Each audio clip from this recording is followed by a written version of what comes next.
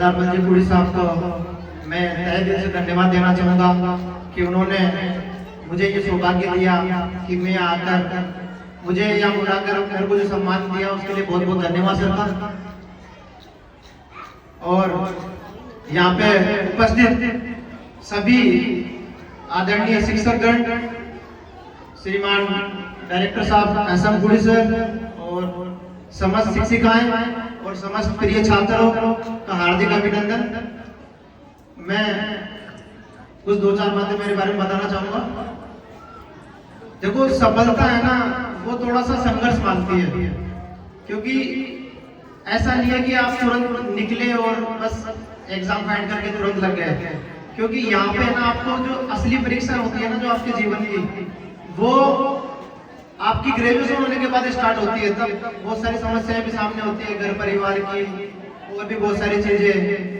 तो उस समय मेरे को एक चीज लगती है कि गांव के विद्यार्थी के पास गाइडेंस होना बहुत ज्यादा जरूरी है। क्योंकि गांव का विद्यार्थी पीछे रहने का सबसे बड़ा मेन कारण ये होता है कि गाइडेंस नहीं होता है कि किस एग्जाम की तैयारी की जाए। वो कभी एसएससी में घुस जाएगा, कभी रेलवे में चला जाएगा, कभी कोई और एग्जाम दे रहा है। तो कम से कम यहाँ पे एक गाइडेंस प्रोग्राम भी मैं सर से अनुरोध करूंगा कि ऐसा गाइडेंस प्रोग्राम चलाया जाए सर, ताकि बच्चे है ना कम से कम उनको उनकी काउंसलिंग की जाए कि भाई क्या उनको करना चाहिए, वो किस चीज में बेस्ट है।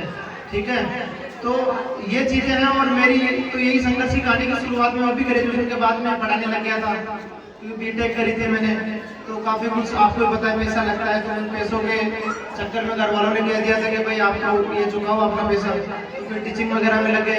लेकिन मेरे को वहाँ भी संतुष्टि नहीं मिली। तो फिर मैं फाइनली मैंने घर वालों को कहा कि भाई मैंने जो पैसा तो चुका दिया आपका, अब मैं तैयारी करना चाहता हूँ। तो फिर मैंने आरएस की तैयारी स्टार्ट करी। वर्तमान में मैंने आरएस के 2 मेंस लिख लिए हैं, अभी एक मेंस का रिजल्ट अवेटेड है। बाकी उसी दरमियान फिर मेरा ये एग्जाम दिया था लिपि ग्रेड 2 का। तो उसके अंदर मैंने ऑल ओवर राजस्थान में 242 रैंक के साथ और ओबीसी में 91 रैंक के साथ ये सफलता पाई है। और शासन सचिवालय मिलना एक बहुत बड़ी बात होती है, क्योंकि शासन सचिवालय पूरे प्रशासनिक का हृदय होता है एक तरीके से। अब आप मान सकते हो कि पूरी सरकार वहीं से चलती है। तो वहाँ सिलेक्शन पाना मेरे लिए बहुत बड़ी सौभाग्य की बात थी, मेरे परिवार वालों के लिए सौभाग्य की बात थी।